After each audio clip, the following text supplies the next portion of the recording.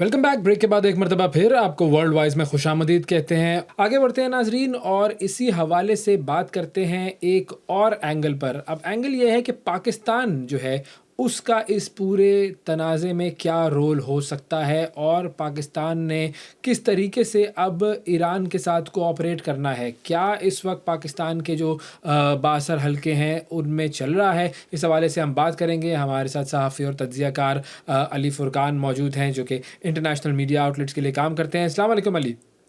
जी, वालेकुम सलाम आमिर। बहुत शुक्रिया अली, आपका प्रोग्राम के लिए आपने वक़्त निकाला।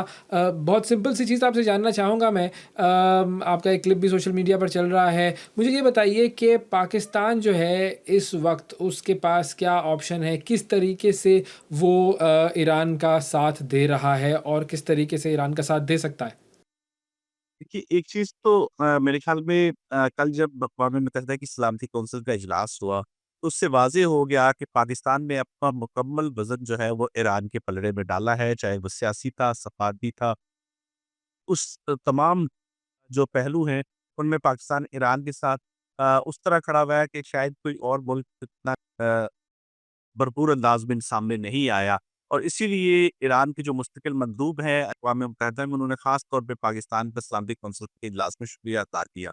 तो ये तब्दीली तो हमें तवक्को थी कि पाकिस्तान के पास कोई और ऑप्शन नहीं है इस मौजूदा हालात में। ख़ास तौर पे हालिया जो इसराइल ने भारत के साथ जो पाकिस्तान का तनाज़ा हुआ, तो उसमें जो किरदार अदा किया, तो उससे ये एक सोच पाई जाती थी पाकिस्तान के पॉलिसी साज़ लोगों के अंदर कि हमें भी जो है वो इस मौके में ईरान के साथ उसी अंदाज में खड़े होना चाहिए, जिस तरीके से इसराइल ने भारत के साथ जो है वो तावन किया था।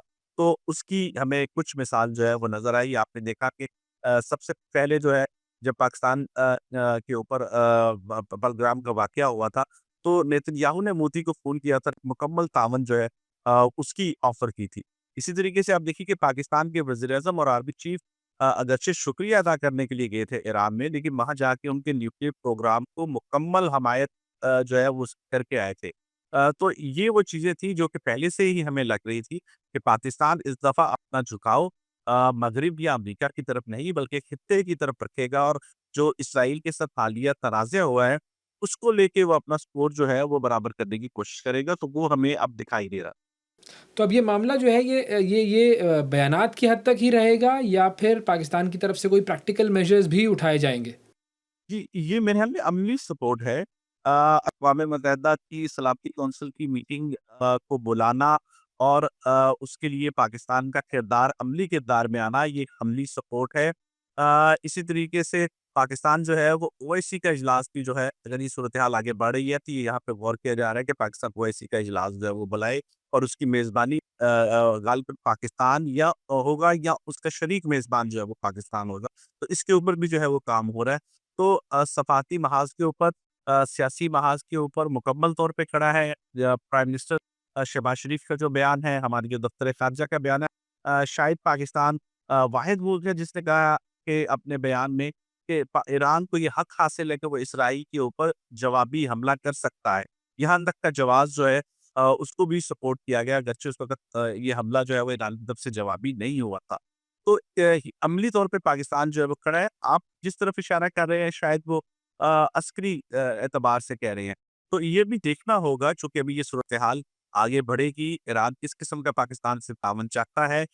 यहाँ हमारे जो क्वार्टर्स हैं पाकिस्तान के, वो इसके ऊपर यकीनन जो है वो एक मुस्बत सोच रखते हैं, और ईरान की तरफ से इस किस्म की कोई जो है वो आती है सामने उनकी तरफ से ख्वाहिश, तो यहाँ जो मौजूद लोग हैं वो उसको संजीदगी से लेंगे, और उसके ऊपर वो यकीनी तौर पे जो है वो तामन फराहम करेंगे। एक आपको अंदाज़ा है कि पाकिस्तान और ईरान के दरमियान इंटेलिजेंस शेयरिंग का पहले से नेटवर्क जो है वो एक मौजूद है, और ये एक मुआहिदा मौजूद है। उसके तहत यकीनी तौर पे पाकिस्तान और ईरान जो है वो इंटेलिजेंस शेयरिंग इस सारी सूरत-ए-हाल में कर रहे होंगे। चूँकि एक पहले से मैकेनिज़्म जो है वो मौजूद है, लेकिन ये सारी चीज़ें पब्लिक डोमेन में नहीं होंगी। अगर आप देखें तो ईरान ने भी जब ये भारत के साथ पाकिस्तान के साथ जो तनाज़ा हुआ, उसमें जो कुछ तावन किया वो अभी तक पब्लिक डोमेन में नहीं है। लेकिन पाकिस्तान की आला क़यादत का वहाँ जाके शुक्रिया अदा करना, इससे ये साबित होता है कि ईरान ने उस तनाज़े में पाकिस्तान को सपोर्ट किया था। वो क्या सपोर्ट किया था?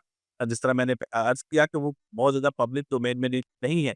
اسی طریقے سے پاکستان بھی جو تعاون کرے گا شاید وہ پبلک ڈومین میں بہت زیادہ نہ آئے، بہت زیادہ ڈسکس نہ ہو، لیکن پاکستان اس تعاون کے لیے جو ہے وہ آمادہ ہے اور دستیاب ہوگا۔ اچھا، اب جب پاکستان کی طرف سے ایران کی حمایت میں یہ بڑا بیان بھی آیا ہے اور پاکستان ایران کا ایک طریقے سے ساتھ دے رہا ہے، تو سامنے امریکہ ہے، اور امریکہ کا اس پوری صورتحال میں پھر کیا ریئیکشن ہوگا اور پاکستان اس سے کس طرح ڈیل کرے گا؟ جی، بالکل، یہ ایک بڑا دلچسپ سوال ہے۔ لیکن یہ بس اب دیکھیے پاکستان اب بدلا ہوا پاکستان ہے، خطے کے حالات پاکستان کے بدل چکے ہیں۔ اس لیے پاکستان مکمل طور پہ امریکہ یا مغرب کے اوپر جو ہے وہ انحصار نہیں کرے گا اس صورتحال میں۔ یہ غزہ یا یوکرین کی صورتحال نہیں ہے۔ یہ ایران ہے جو کہ پاکستان کا ہمسایہ ہے، جس کے ساتھ سرحد لگی ہوئی ہے، جس کا اس ساری صورتحال کا فال آؤٹ پاکستان کے اوپر بہت زیادہ آنا ہے۔ پاکستان نے کی نہ صرف جو ہے وہ معاشی طور پہ، نہ صرف سرحدوں پہ، بلکہ عسکری اعتبار سے بھی اس کا فال آؤٹ جو ہے وہ ہمیں برداشت کرنا ہے۔ تو پاکستان اس میں صرف اس بات کے اوپر جو ہے وہ نہیں رہ سکتا کہ مغرب کیا سوچ رہا ہے یا امریکہ کیا سوچ رہا ہے۔ اور جب روس جیسا ملک، جب چین جیسا ملک، جب ہمارا ہمسایہ افغانستان جیسا ملک ایران کی طرف جھکاؤ رکھتے ہیں، ایران کے ساتھ کھڑے ہو رہے ہیں، تو پاکستان کے پاس یہ آپشن نہیں ہے کہ وہ اپنے آپ کو ڈسٹنس کر سکے اس ساری صورتحال میں، جبکہ پاکستان کی اب اپروچ بھی ریجن کی طرف جو ہے وہ زیادہ دکھائی دیتی ہے۔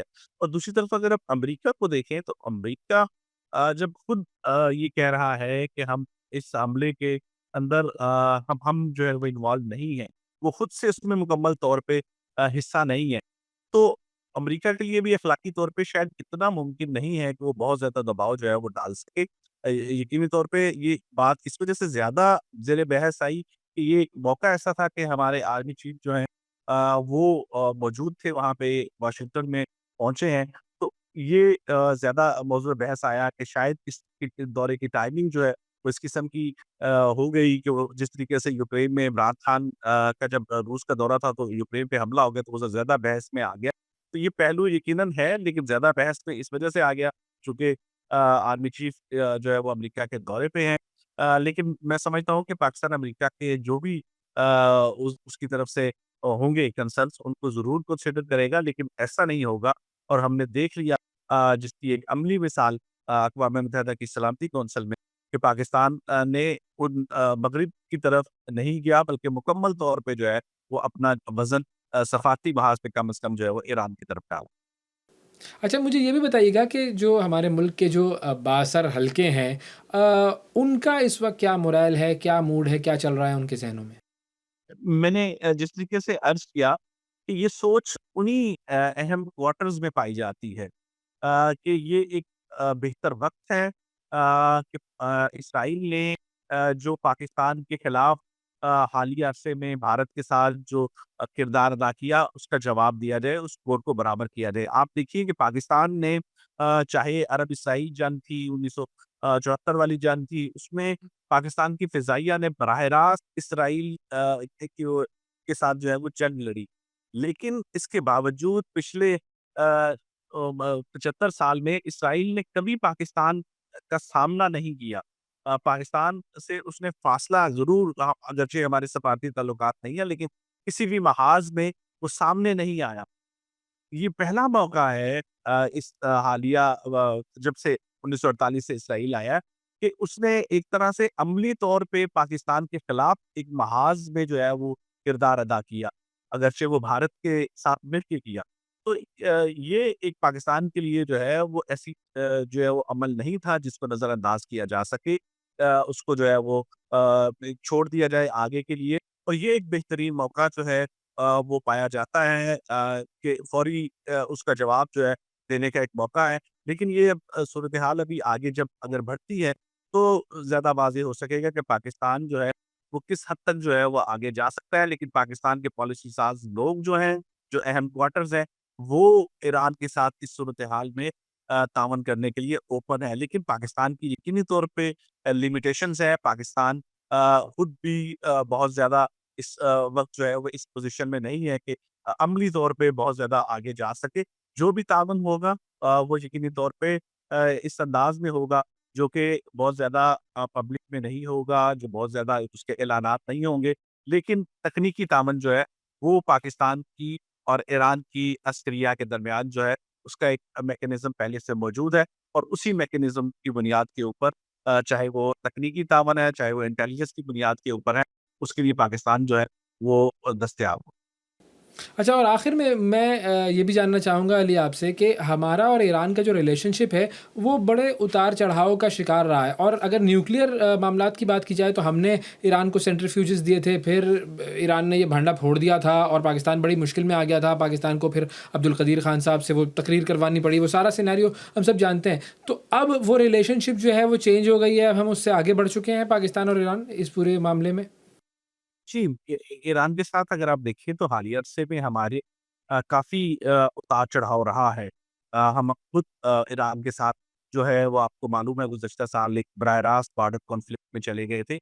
یہ چیزیں یقینی طور پہ جو ہے وہ ماضی میں ہمارے ساتھ جو ہے وہ موجود ہیں۔ 1965 میں ایران ہمارا اتنا قریبی اتحادی تھا کہ ہم نے ان کے ایئرپورٹس استعمال کیے، ہماری فضائیہ وہاں سے ریفیلنگ کرتی رہی، لیکن اس کے بعد جو ہے وہ حالات ہمارے اتنے اچھے نہیں رہے۔ اس کی وجہ یہ تھی، ایک تو ایران بھارت کے بہت زیادہ قریب چلا گیا تھا، لیکن حالیہ عرصے میں اب یہ ایران کے اندر احساس پیدا ہوا کہ اسے جو اسرائیل اور امریکہ کی طرف بھارت کا بہت زیادہ جھکاؤ اور اس کی طرف بہت زیادہ جو جانا تھا، اس نے یہ احساس پیدا کیا جو وہاں کی نظریاتی قیادت ہے ایران کی، اس میں کہ ہمیں بھارت کی طرف بہت زیادہ نہیں جانا ہے۔ یہ ریئلائزیشن ایران کے اندر جو ہے وہ پیدا ہوئی، اور اس کے نتیجے میں جو ہے وہ ہمارے دونوں ملک کے جو معاملات تھے، جو حالات تھے، ان میں بہتری جو ہے وہ آنا شروع ہوئی۔